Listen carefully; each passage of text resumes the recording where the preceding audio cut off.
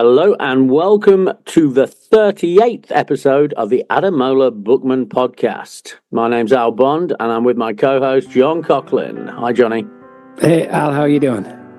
Yeah, tickety-boo, thank you, Johnny.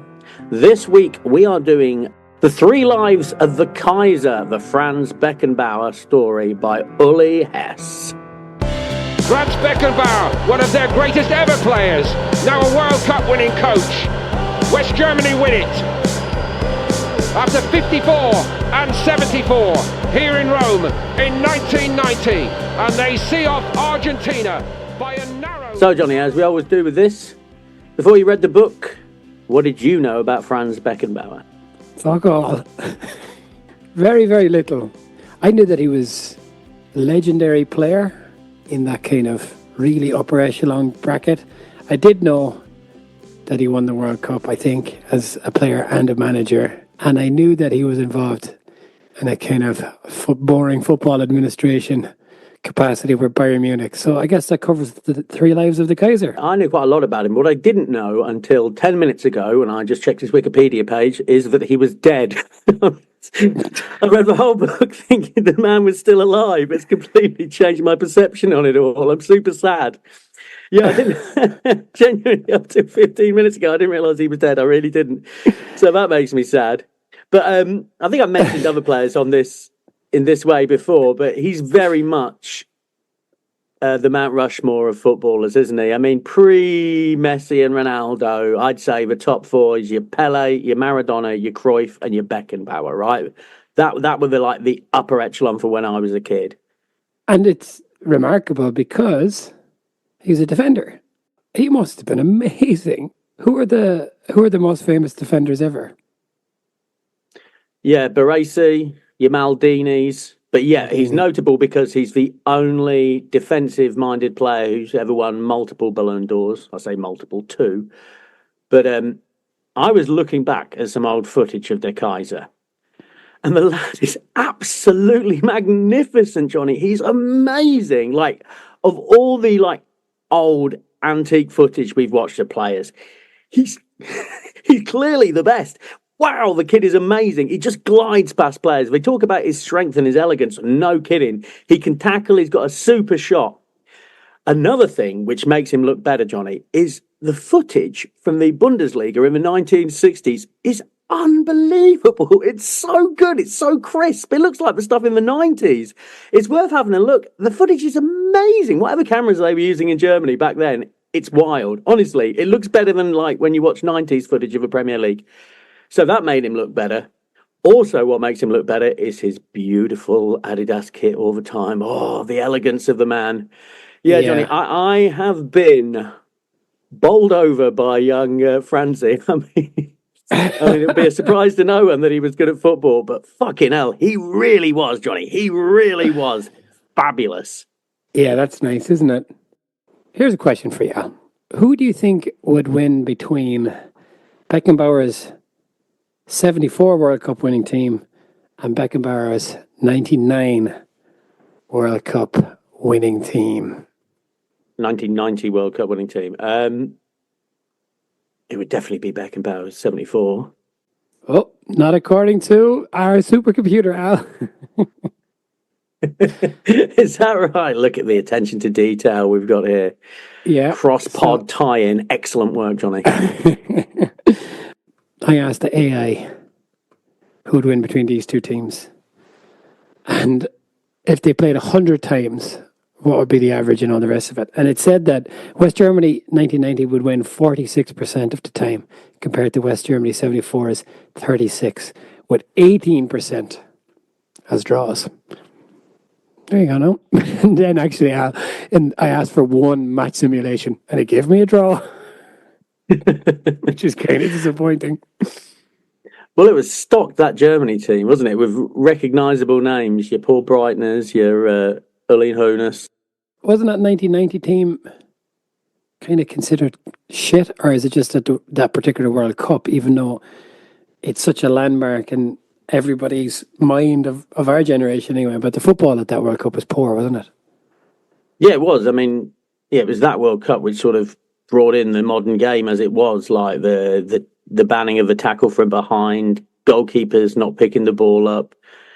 Yeah, that was because it was very low on average, like 2.2 goals a game or something. It was like historically low. And yeah, like FIFA saw they had to do something, which is strange, isn't it? Because yeah, in the minds of certainly people in England, that World Cup was like the shining achievement of football. What a glorious event it was. But in reality, it was like low scoring.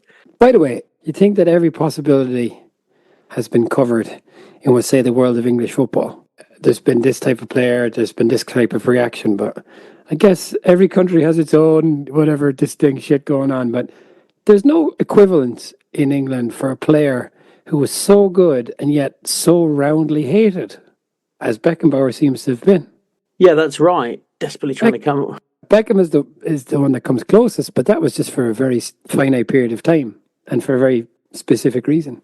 I did actually think this a lot. There are comparisons between the two, which is deeply unfair to Franz Beckenbauer being one of the greatest of all time, whereas Beckham being very much flavour of the month and an excellent team. I'm not slagging him off. He was brilliant, but you know what I'm saying. First of all, their names start Beck. Yeah. Secondly, they were fashion icons. Beckham shaved his head to public opprobrium, and Beckenbauer grew a natty moustache. Have you seen that picture? He looks absolutely magnificent. He's magnificent. Fucking love this lad. But yeah, that's it. Beckham got his redemption a lot quicker, didn't he? Say his nadir was 1998. Well, his redemption came, 3 years later, the Greece free kick. Whereas Beckenbauer didn't really have that nadir as such. He was just perceived as being lazy and arrogant and also playing for Bayern Munich. Hollywood FC. Hollywood FC. But he did get his redemption when he, then won the World Cup. They say that's when he became beloved in Germany. And then when he actually got the World Cup to Germany. But when you say he won the World Cup, you mean as a manager. It wasn't even enough for Germany when he won the World Cup as a player, it seems. That was how I read this. No, I think you're right. I mean, is that just the inbuilt loathing of Bayern Munich, though? It's just, like in some ways, no matter what. I mean, you talk okay, but just I can't make a comparison. Let's stick with Beckham. Beckham was playing for Manchester United at a time when Manchester United were loathed by many who weren't Manchester United fans. And he didn't need to win the World Cup in order to become absolutely beloved. All he had to do was score a free kick in a qualifier to get them to the World Cup. The bar is much lower. I got that impression throughout the book, actually. Germany's pretty tough on people. They were tough on Beckenbauer. They were tough on Beckenbauer. They're saying that a part of that was like his Bavarian upbringing. He was brought up as strict Catholic, and that it wasn't his tax evasion which really got caught the public's imagination, but it was his serial adultery which really upset people. There's a stretch where one of his wives talks about being spat at in the street in Germany after he left his wife and kids for her. So yeah, that apparently stood against him. And it was a long time ago as well. I guess attitudes were very different back then. But do you think, though, Johnny, that perhaps the loathing of him is a little bit overstated? Well, let's talk about the how the book is set up. Let's get into it then, will we? Because we can start it from the Sugar Club in Dublin.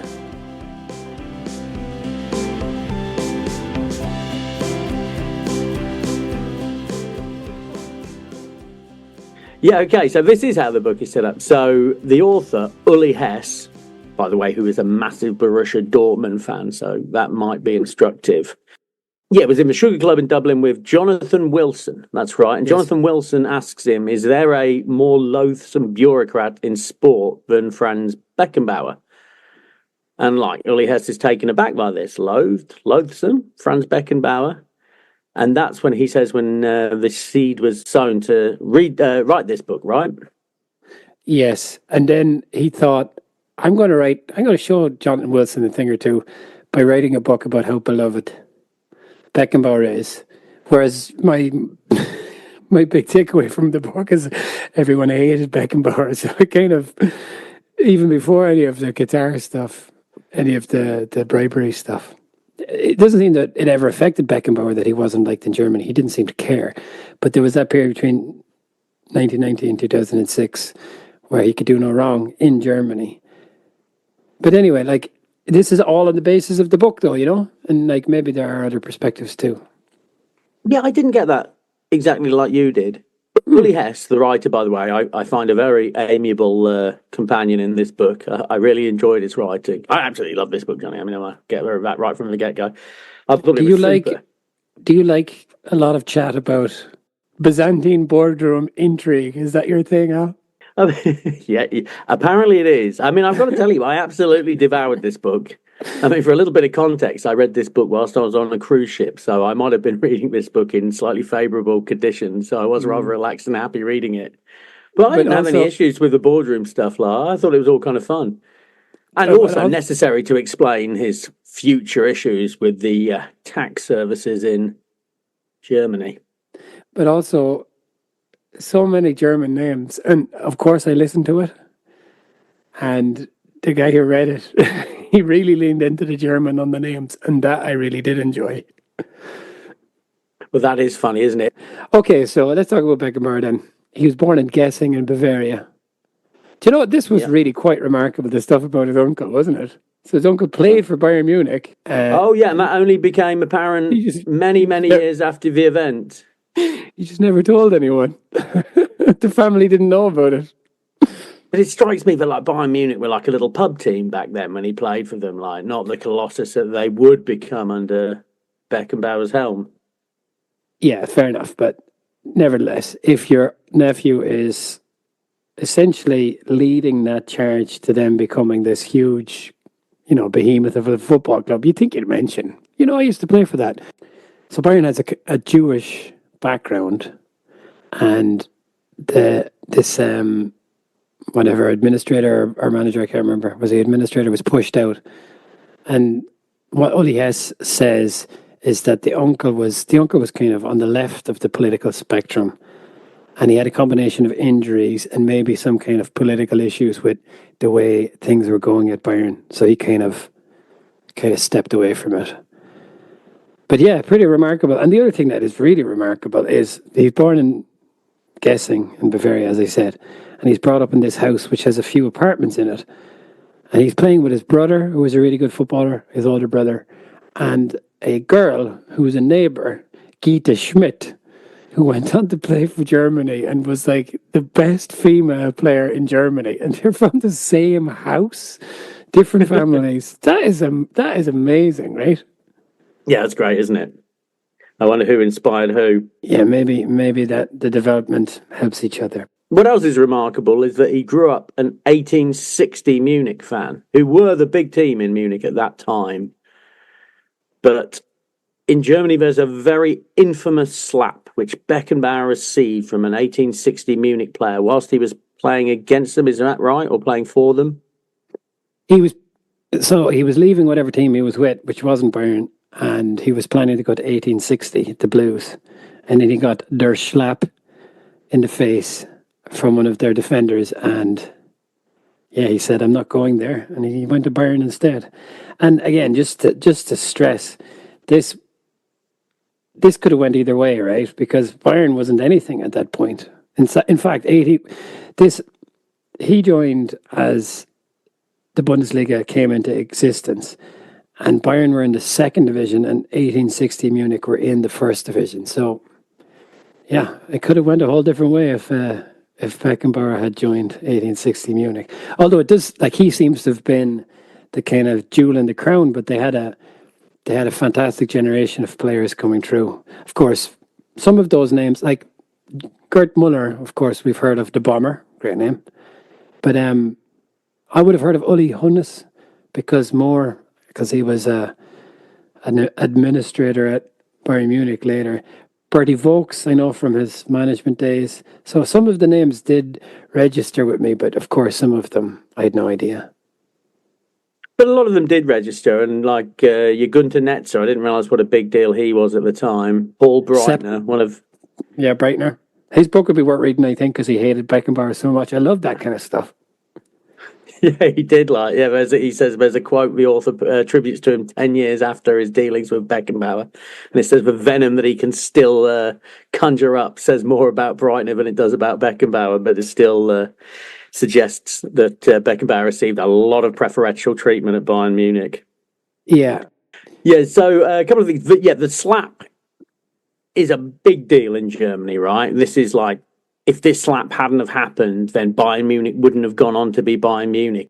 Yeah, it is like the kind of slap that changed football history, I suppose. So much so that 3 different people claim to be the person that administered the slap to Beckenbauer. But the truth is, I think we'll never know. And that's the fun thing about reading these books, isn't it? When you're talking about characters of this gravity in that kind of formative period of football. It does feel really things feel significant. You feel like you're reading something other than just football history, but like kind of history itself, which obviously football history is history, but you know what I'm saying? Yeah, absolutely. It's like someone had slapped Bill Shankly and he'd fucked off to join Everton instead. Like, it's the sliding doors moment that was that. Yeah. And so around early enough, so he goes to Bayern Munich, and a theme which repeats itself throughout the book is he immediately got a colleague pregnant. Yeah, he'd already had one kid out of wedlock when he was like 16 or something, and when it was suggested to him that he should marry this woman, he said, "That's absolutely absurd. I'm not going to do that." You said earlier that it was, the time would have dictated perceptions, views of him, of course, because necessarily society was more conservative then. But I really did enjoy that when he was going on tours at the time as a teenager. Was it for Germany or for Bayern? But one of the coaches had to share a bed with him. That was really fun. Yeah, he does cut a dashing figure though. He really is. He's an elegant young man. Lovely smile. This is how Uli Hesse put it. He impregnated a woman he refused to marry, and then he later impregnated a married woman who he did marry. That's kind of complicated. Yes, it is. This was Brigitte. Was it Brigitte was his first wife? Yes. And Brigitte and Franz adopted his first son. But I lost track. Of his... Well, it seems that he was always cheating on Brigitte, and then eventually he left her, and then had various kind of relationships. Like, who am I to judge ultimately? But it was notable. Well, that's it. When he left Brigitte Wittmann, that was the beginning of his second life in the writer's framing of the story. But just very quickly back to Bayern Munich. So at the time, Bayern Munich were a provincial team, really, and there was the opportunity to go to AC Milan, who were at the time were the behemoths of Italy. That didn't come about because apparently Pak Duik knocked Italy out of the World Cup, playing for North Korea, and from that point, Italy would not allow any foreign imports because it was ruining their game. And again, another sliding doors moment. If the Kaiser had headed off to Milan, what would they be? Oh, another thing he wanted was Beckenbauer really wanted a nickname. He goes on about this, and the author talks about this a lot, how he didn't have a nickname. There's a player called Franz Roth who was called the Bull, and apparently Beckenbauer was very, very jealous about that. The writer continually refers to Franz Roth as Moo Moo for the rest of the book, which is kind of endearing, I guess. But that thing about the Kaiser, obviously the book is called The 3 Lives of the Kaiser, but he really goes into forensic detail about where the name came from, and it was this journalist who wrote it in this article, even though that one, people have said it was this article 2 years later, but I went back and found it, and it's like, okay, man, and he keeps coming back to it. Yeah, there's a picture of him looking up at a statue. That's when it began. There's a picture of him with the Kaiser, isn't it? Yeah, Franz Joseph, was it? It's a good nickname for him. Was that the Kaiser of Austria? Was it Franz Joseph? There's a picture of him at that. But also, before we get to, like you mentioned, the World Cup in 1966, but even before that, this footballing sweeper, which the Italians later called a libero, this was his position. And, there were Italian players who played it since, but English football doesn't really have this, does it? I can remember way back when, they always used to talk about, Glenn Hoddle. Get Glenn Hoddle, sticking behind the centre-backs, getting there, just spraying the ball around. That was always like a dream for people. I think people talked about Beckham that way as well. Maybe one day he could play the libero role, but I think there's just no room for that now in modern football, is there? I mean, it's just...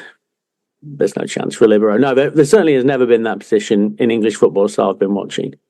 So we say Pirlo, when we did his book, he was quite deep-lying ball player, right? But Beckenbauer is further back still, right? It just negates any use of an offside trap, really, doesn't it? If you're playing with a sweeper, you're never gonna... Or if you're playing with a libero, you just can't play offside. And I think that's just what rules it out of the modern game with high lines, etc. Also, it sounds like he was a prick when he was a young fella on the pitch, and a former coach was saying when he saw him being played in this position, he was saying, "Why on earth are you playing Beckenbauer there? We only ever played him up front like a youth coach." And he was like, "Yeah." The coach at Bayern, whatever, the youth team was like, "Yeah, we've played him up front, but all he ever does is spend his time complaining about how bad the passes are and how bad everyone else is." So we've just stuck him in there at the back to keep him busy. So Beckenbauer's he's like the only youth player in the history of football who's argued to go in defence, right? Who on earth ever volunteers to go in defence? You get put in defence because you get put in defence. If you're any good going forward, he's the only player who's argued, I want to play in defence, I wanted to play in defence. And he was characterised as being cowardly, right, for that by Germans, because they say he didn't want to be in the thick of the battle, but he felt that he could do his best work sitting in the back. And this is presumably part of the reason that he was disliked in Germany as well. Is he's distinctly un-German in many ways, isn't he? I guess much like English football, German football was about the rough and tumble. And this guy he was above the fray, really. He was above the fray, but again, if you watch the highlights, he literally is above the fray. It's like he's playing a different game. He just goes past people. He is that much better than everyone else. I cannot... How much better this footage is of any other of these old players. Oh, he's so magnificent. He's so magnificent. And if he is the yin, who is his yang? All right, so yeah, the player you're referring to, who is known as in German as a Vorstopper, was Georg Schwarzenbeck. No, I'm not talking about that at all. But you tell me what you're talking about. Well, I'm talking about Georg. This is who we played with for the German national team. Oh, yeah, okay, yeah. Big, strong, ugly centre-back who worked in tandem with Beckenbauer. And he was so ugly that a renegade poet called Wolf Wondraschek wrote this poem about Georg Schwarzenbeck. How strange that someone square like an empty box of sweets can hit something that is round. It's profound, Johnny. It's profound. Yeah, that is made weird, in the book. Who I was talking about was Robert Schwan. The business manager, of course, Johnny. The business manager. The ubiquitous business manager. Yeah, the fella who's essentially bending the law. Initially for Bayern Munich, I suppose he's a kind of business manager, but he becomes Beckenbauer's man. And he's involved in every kind of shady shit that Beckenbauer pulls in his life when he gets in trouble with the German tax authorities. And then he's involved with this stuff later with Qatar, although he was dead by the time they found it out. I'd like to say he's a Mr. 10% man, but he wasn't. He was a 20% man, the greedy bastard. So Robert Schwan, Schwan means swan. So that's who'd have thunk? The big white bird. Sorry, and you mentioned the '66 World Cup. Do you think it was a tactical mistake for Germany to put Beckenbauer as man-marking Bobby Charlton in the final of the '66 World Cup? I would be reluctant to give my views on the tactical decisions made by either of those team managers on that day so long ago. It does seem remarkable, though. They talk about it. In fact, I watched a clip from Bobby Charlton talking about it 35 years later in his customary charismatic style. Always a pleasure to see Bobby Charlton, isn't it? No. But But yeah, they just negated each other, right? They took two of the finest footballers on the planet and they simply negated each other for 120 minutes. So perhaps it was a mistake. And obviously the Germans feel robbed by that whole game. It was interesting to see that Germany had such a mental hoodoo about England during those days. It seems just fanciful now, having had the life I've had and living in fear of a German national side, that back then it was reversed and they all feared England. Did you find the stuff about the German league interesting? Because I must admit, I wasn't that really plugged into that. As I say, I mean, I just rattled through this book very happily, but I was also drinking a good deal of drink packaged scotch whilst doing so. So yeah, I guess that might have helped it along. Like, yeah, I didn't mind it. I mean, it was fascinating maybe a strong word, but it was interesting to see how Germany went from nothing to being the most hated team in all of Germany in the space of like 10 years. Bayern, you mean? Yeah. Oh yeah. How Bayern went from from a second division provincial side to like 3 times conquerors of Europe in the space of basically 10 years. It's genuinely an astonishing story, isn't it? Well, they won the league 4 times in Germany between 69 and 74, and they won 3 European Cups on the bounce. So when you think about it, like, this is 10 years, more or less, a little bit over 10 years after he joins. And the team is, like I said, they're in the second division of the German league. And I guess at that particular time, things could have went very different in loads of countries. And throughout the book, Hesse makes comparisons between Beckenbauer and his great friend, Johan Cruyff. And it was similar with Ajax. And when we read the book about Cruyff, it was kind of a similar thing, that Ajax went from nothing to, also winning all of these European championships. So there were a lot of parallels there. But yeah, it was quite important time in history. But yeah, I guess winning all those championships will make you hate it. Yeah, it was all of these things, and he was seen as particularly. Yeah, there's a description here. He's mentally lazy and taciturn. This combination creates the impression of arrogance. But you could say that about almost all footballers. I mean, you could say that about Cole Palmer immediately, couldn't you? Like, mentally lazy and taciturn. People love Cole Palmer, though. I don't like his sulky little face. Just make more effort, lad. Come on. People do not really like Foden. I get that impression. There's no great love for Foden, is there? It's his face, right? It's just his horrible, chavvy little haircut and his mean little face. Yeah, if he had lovely bouffant hair, you'd forgive the face. But it's that little ratty, like, straight line fringe. That's the problem there. You ever seen that picture of a Foden cat? A cat.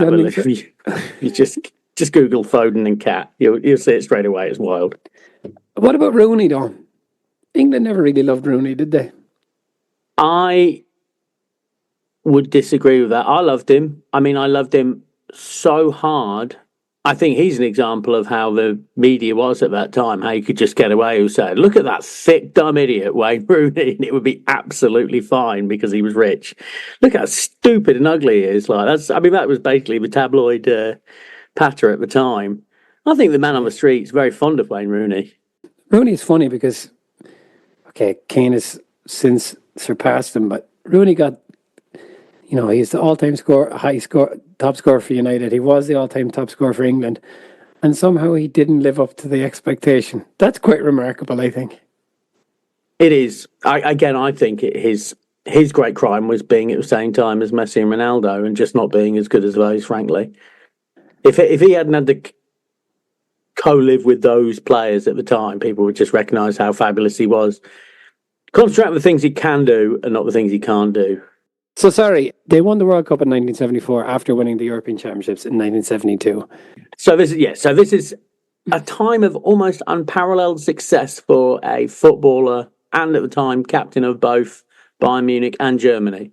So he won 3 consecutive European Cups and was holding the World Cup and the European Championships at the same time. Who's had a better run than that?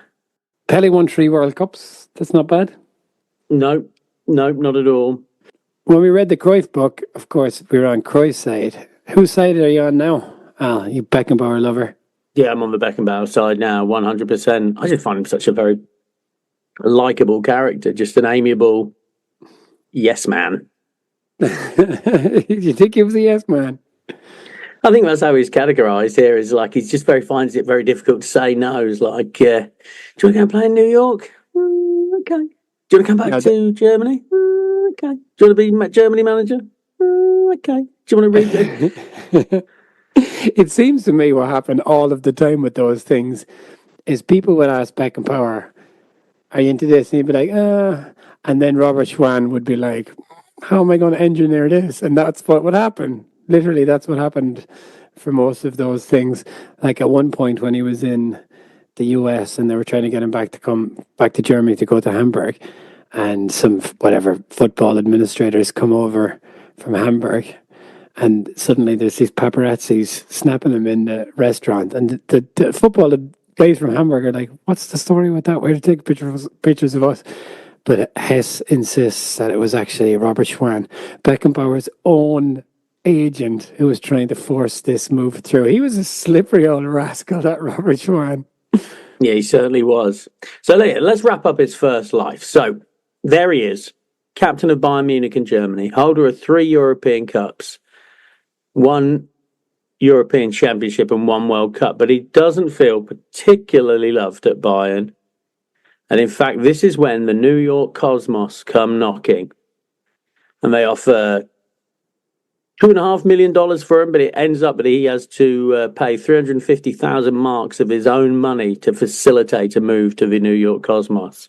And this is the beginning of his second life. So he immediately leaves his wife and kids and starts up with his new missus, Diana Sandman, and they start a new life in New York.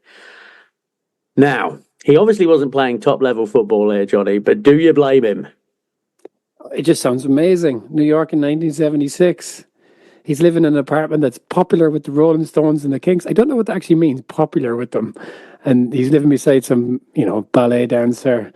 Yeah, Nureyev, some ballet dancers. Rudolf Nureyev, who he had to fight off his sexual advances. Like, ding, ding, ding, I got some sex in the book. Like, I liked that. But hold on. He's this ballet dancer. I have no idea. No, fair enough. Well, as you know, Johnny, I'm an aficionado of ballet. No, but I think he's the most famous ballet dancer of all time. I think. What about Baryshnikov? Played in goal for the 1958 Soviets. No, no, that was Yashin. But people I do know, because I can name at least 2 of the 3 of them, are the 3 tenors. They're also knocking around as well. Pavarotti and Placido Dominguez were also living in this apartment block, and yeah, it just sounds amazing. So Monday night for the Cosmos, they just headed down to Studio 54, where sometimes you'd find Grace Jones naked on the back of a white horse. Oh, it's so good, isn't it? So good. Yeah, he's hanging around with Ali and stuff like that. It does sound amazing. And Kissinger, who's born in Bavaria. All of that sounds just incredible. Yeah, it's absolutely fabulous. Yeah, so and that's it. In the Cosmos, where obviously the North American Soccer League was ultimately a failure. They were saying like the other teams were pulling in less than like 10,000 fans. But the New York Cosmos were filling out the Giant Stadium, getting 70,000, averaging 60,000 per game. So in New York, it was a huge success. Yeah, and they were filling the Giant Stadium, and they had Pele and Beckenbauer playing. It's pretty nice. And even for 2 games, Cruyff as well. Wowee, just so sexy. Were they on the pitch in the same time? All 3 of them. Cruyff came later, I don't think right? Pele was. Yeah, Cruyff came later, and Cruyff was only a 2-game deal, but still, I mean, imagine having claimed to have been at that one. He played for the Aztecs, the LA Aztecs, as the George Best. It does sound incredible, the people who played there. Like Bobby Moore was there, Gordon Banks, Cruyff, Pele, Ray Wilkins, all the big names. It's funny how the clubs picked them, eh? Like there's like some like No Mark playing for the New York Cosmos, but then Gordon Banks is at the old Fort Lauderdale. Like, yeah, go on then. Oh, I get Fort Lauderdale, do I? Can I play for New York? No. You're going to Fort Lauderdale. That's not Fort Lauderdale Kickers. The Kickers. I see Seattle were also then called the Seattle Sounders, which is what they're now called now, isn't it? But is there anything like they won a lot? The Cosmos. He played for them 80 times. He played for Bayern Munich for 427 times. Scored 60 goals. But he was at Cosmos for a good chunk as well. He was. Yeah, he really gave it a good go. I mean, that's how they sold it to him. They said you could go to Italy or Spain and win a championship, but you can go to America and win a country. And whereas he didn't seem to do that. He won the heart of New York, it would appear. Like 70,000 people turned out for his testimonial game when he was leaving. And I think it was such a marked contrast to how he departed Munich, right? He said, they didn't even really mark the occasion when he left. And there's a really nice line in the book where he says, he goes back to Hamburg initially, and he says, I knew I was home when I heard the cat calls. Yeah, the cat calls, yeah, that's it. Kaiser Slaut, and he just got like a whoremonger, whatever that is in German. But he went to Hamburg for 2 years, but he only played 28 times, and he was injured. And he did go back to the Cosmos, but again, lots of injuries.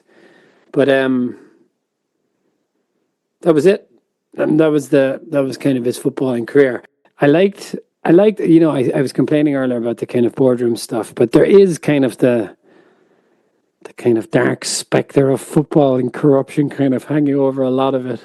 That Robert Schwan is a dodgy dealer, and then this Horst Dassler, the son of Adi Dassler, he kind of, as you say, like Beckenbauer was an Adidas man. Beckenbauer wore Adidas his whole career. He had a long contract with them. But this guy, Horst Dassler, who took over from Adi, his father, was described as the inventor of corruption in football and sport. I like that. Hang on, how'd you say that fella's name? Adi? No, because in America it must be Adi, because that's how they say it. Adidas. So any American listeners, when we're talking about Adidas, the correct pronunciation, what you should be hearing is Adidas, which you very wrongly say. Yeah, so Adidas really got him in the shit. A lot. A lot of the corruption charges start with Adidas. But I've got to say, Johnny, it's definitely worth it because he looks so fucking brilliant in the Adidas stuff.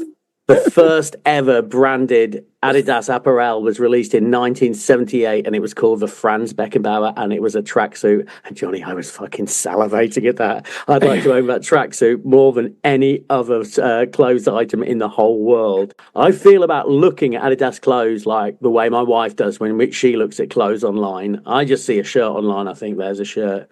But I see an Adidas shirt online, or like some old Mexico Adidas. Oh, imagine how that would feel on my skin. Imagine how I'd look, how people would think of me if I was wearing those beautiful, bright green Adidas with yellow striped tracksuit trousers. Ooh, so lovely. Anyway, yeah, big fan of Adidas and all their work. So well done. I like this little scene.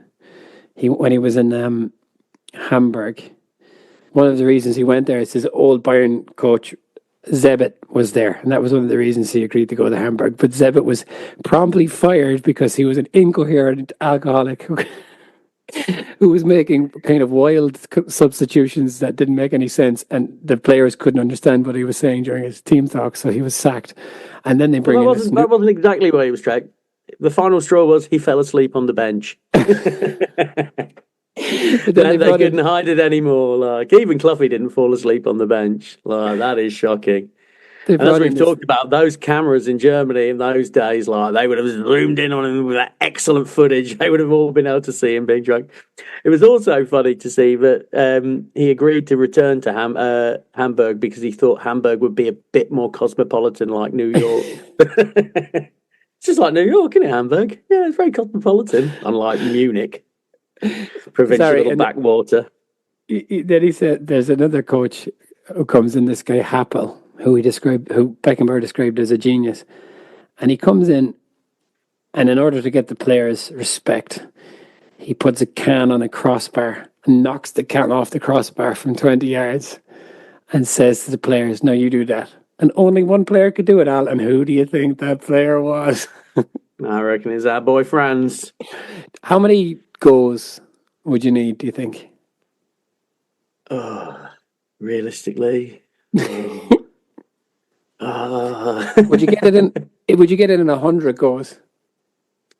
I think I've had half an hour. Let's not say 100. Let's give it a time frame. If I had 30 minutes and someone returning the balls to me when I kicked it, like someone just feeding me ball, I reckon I could do it in half an hour. What do you reckon? How many? I think you'd be too cross. I think you'd storm off after about 6. I think, realistically, I like to think I could do it in half an hour. Fair enough. But there's a good chance that I wouldn't, I think, as well, realistically. So this really is when his third life starts. And he starts becoming a football manager. Well, he's sort of pushed into it, isn't he? Like during the 1980s, the German team is, by German standards, an absolute disgrace. Well, the most notable moment in the 80s for German football is probably when Harald Schumacher knocked out that guy Patrick Battiston, right? In 1982. And Schumacher himself is quite the character, isn't he? He released a warts and all biography of the German football team at the time, and they were like, just like, apparently it was like players would come down to training, like he says, like a wet cloth because they'd been up all night having sex. They were drinking like in a German Munich beer hall. Yeah, it sounds like a lovely old time for the Germans. Not for Schumacher. He was cross about it. Yeah. Yeah, but you say he was pushed into it. So he was writing for Bild, the newspaper, and he's talking to one of the journalists, and the journalist is giving him a list of names. So this isn't after the 1982 World Cup. And he's giving him a list of names saying, what about Bertie Vogts? And he's like, no. And he's just shooting down all these names. And then he eventually says, but then you're going to have to do it. And then he rubbishes this idea. Absolutely not. And then this journalist goes away and turns this chat into a kind of an actual written conversation, because it was just a chat, I suppose, between colleagues, quote unquote. The head coach being Derval, and the headline is Derval gone, France, I am ready. Now, apparently this came as a huge surprise to Beckenbauer, but didn't come as a big surprise to the big white bird, who apparently engineered it behind his back. But again, it seems like he's happy enough to do it, doesn't it? Like, he seems like he's happy enough to say, oh, go on, man, I will. Do you think it's kind of like, he's kind of his henchman, essentially, carrying out doing his dirty work for him, and he wants to keep his hands clean? That's how you see Robert Schwan. Yeah, I guess that could just be it, right?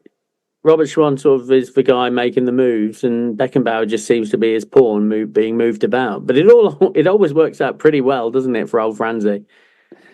Yeah, he does say that one took him by surprise, but it also could be bullshit. By the way, sticking with Adidas, our friend Bernard Tapie buys Adidas. And then later it's sold to Robert Louis Dreyfus, who is the father of the guy who owns Sunderland now. But do you know who else is related to Robert Louis Dreyfus? The name is a bit of a giveaway. I believe, Johnny, because I looked it up. It's his second cousin, Julia Louis Dreyfus. How'd you get from Beckenbauer to fucking Seinfeld in 2 steps? Elaine's father was the second cousin of this guy, Robert Louis Dreyfus. Elaine, the character in Seinfeld. Elaine Bennis's second cousin. Never comes up in the show. I was reading about that as well. She's worth 250 million now, only from her acting. And she's set to inherit, she hasn't gotten it yet, but her father, who died in 2017, I guess they're dealing with his estate. And his estate is big, $3.4 billion, her father's estate. So she's going to be quite wealthy. And she is. Yes, she is. And she never ages. What a life it is for her. By the way, would you like, I went down a bit of a rabbit hole. Who do you think is the richest actor in the world?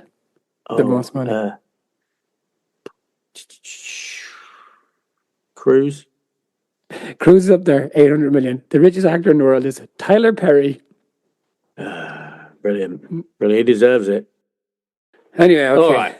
Yeah, so he gets the job. They're crap for a while. 1990, they put the mighty England out in the World Cup semi-final. And Robson says to Beckenbauer, everybody has played excellently and it's up to the gods now. But the gods favour Germany. And that World Cup final against Argentina is famous, but Argentina were ravaged with injury, and Germany absolutely spanked them. 22 shots on target, and of course Argentina had a fella sent off, and they won eventually with a penalty. But that was it when Germany decided they liked Franz. I can assure you I didn't watch that game due to the heartbreak of the semi-final. Yeah, the nicest quote at the end was at the end of the World Cup final. Maradona's tears fell on his Puma boots. Adidas had won. Both teams were wearing Adidas kits. So he wins the World Cup. There's a moment. All the players are cavorting on the field, and Franz is gliding across the turf by himself, separate from everyone else. And the remarkably high-definition German cameras zoom in on him as he shares this, what seems like a private moment with Beckenbauer. And finally, Germany is in love with Franz Beckenbauer. And so begins his third life, which is as sports administrator. Well, like he did manage Marseille under Tapie. Yeah, phenomenally. Yeah, Coach Waddle. There you go. Who knew that? Not me. And Cantona. So you did know that, Al, because it came up in Cantona's book. Yeah, but absolutely wild. And then, so then the third act and his ultimate downfall is his role as a sports administrator. So this time they bring him in as a senior position in Bayern Munich. He does well, but then he becomes instrumental in he becomes the figurehead for Germany's vote for the World Cup.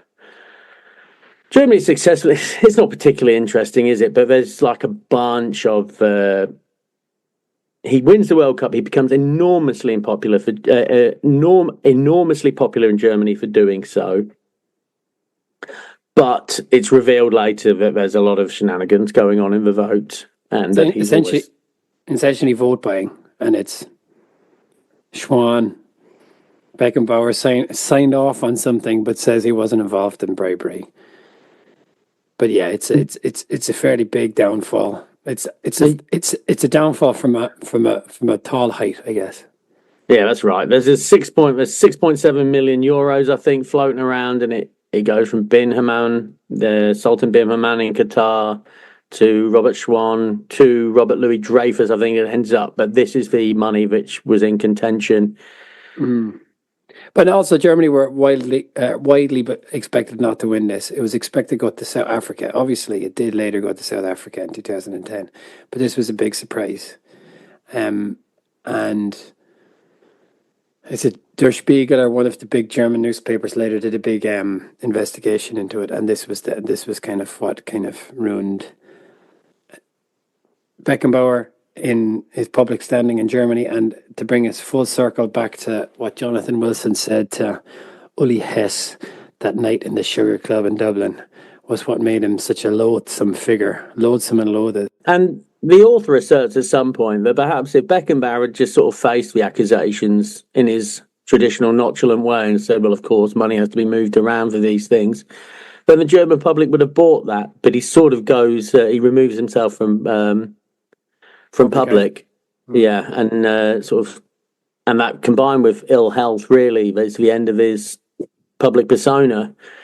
Yeah, so it all ends in a kind of anticlimactic way. And yeah, to my astonishment, he's dead now as well. I had no idea.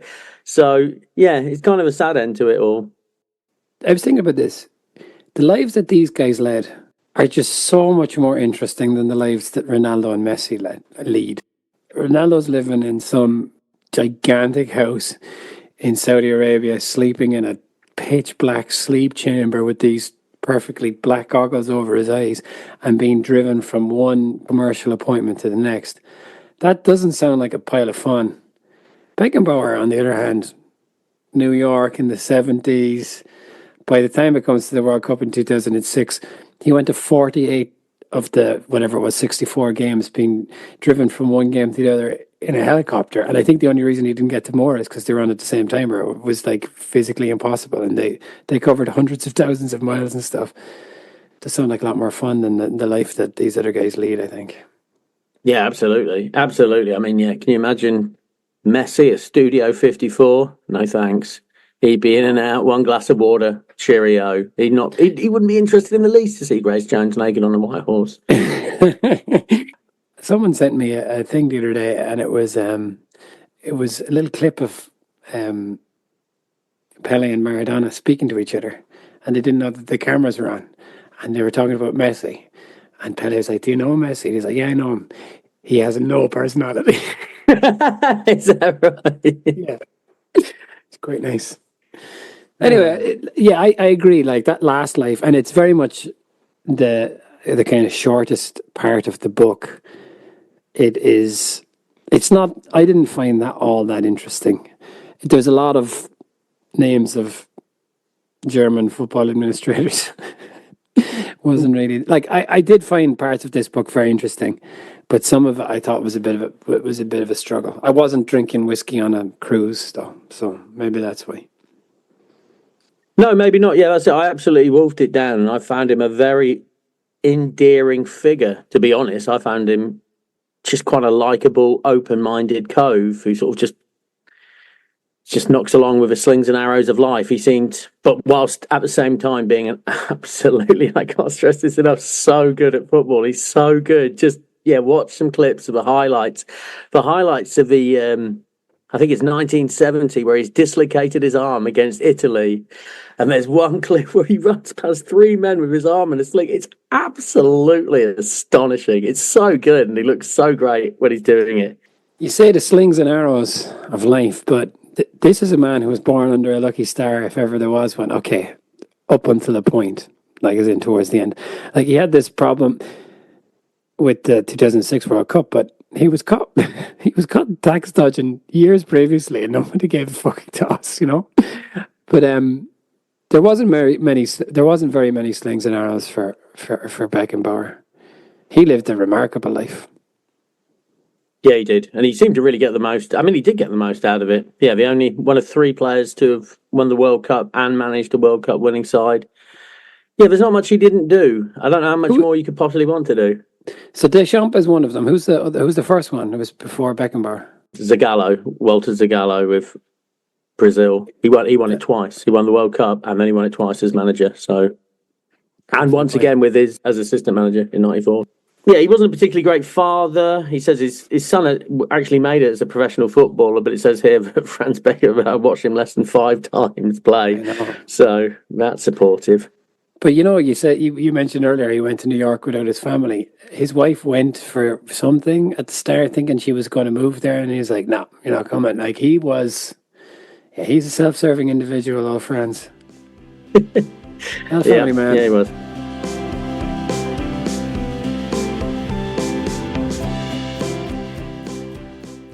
So, okay, you obviously love this book. You love Franz Beckenbauer and you love Adidas clothing. Yeah, I think the whole three things seem to just every kit that I watched, they're all so great. I mean, the 1990 West Germany kit was so lovely.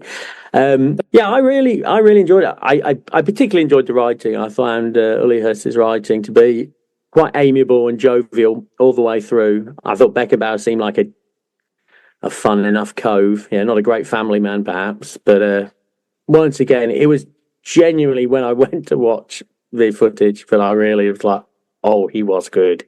He was really good.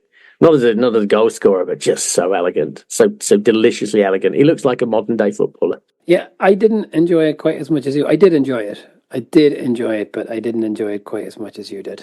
I did like the style of the book. I think often with these books, I just don't think they need to be so long and so detailed.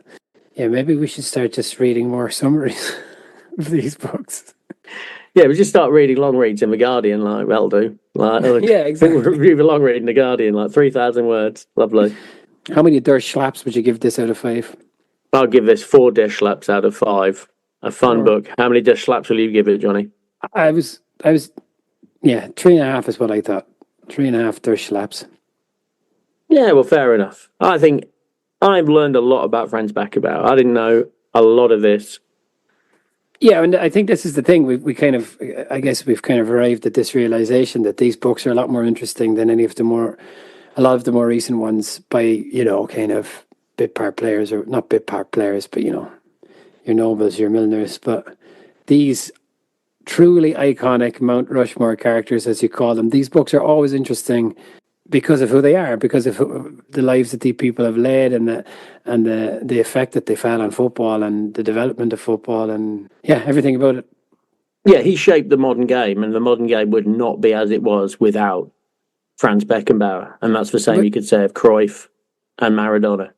But interestingly enough, the author says that whereas Cruyff was a tactical visionary, Beckenbauer was just a lot more pragmatic in his approach, and he didn't have any great mind for kind of footballing tactics as a manager. Yeah, and that pragmatism won him the fucking World Cup. What did Johan Cruyff ever win? Fuck all. Did he not win loads of stuff with Barcelona? Didn't win the World Cup, did he? No, he didn't win the World Cup. Case closed. Yeah. I'm still a Cruyff man, I think. Yeah, no, I'm a Beckenbauer man now, Johnny. There you go. Lovely stuff. I'm going to get myself a lovely Adidas Beckenbauer Germany shirt. We can have a Cruyff one and we'll run around the garden. Lovely stuff. Okay, so next week we have another injury time. We're returning to, actually, Franz Beckenbauer, I think, did a song, didn't he? Do a Line, and I've listened to it, and it is shit. Really bad song. I bet you that was Robert Schwann's work. Yeah, it was. We got a song here for you. Do a Line. What is it?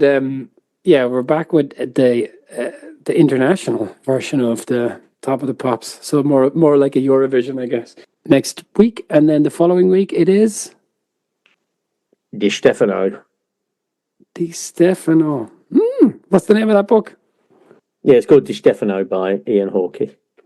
Okay, Al. Thank you very much. Dankeschön. One quote just pops up when I click on this book. It's from Diego Maradona, and it says, "Better than Pele." Lovely. Lovely, Diego. Okay, cheers, buddy. Thank you, Johnny.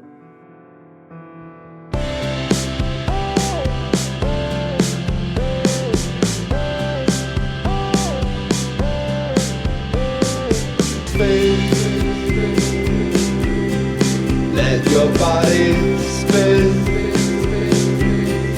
like there is nothing in life but dancing.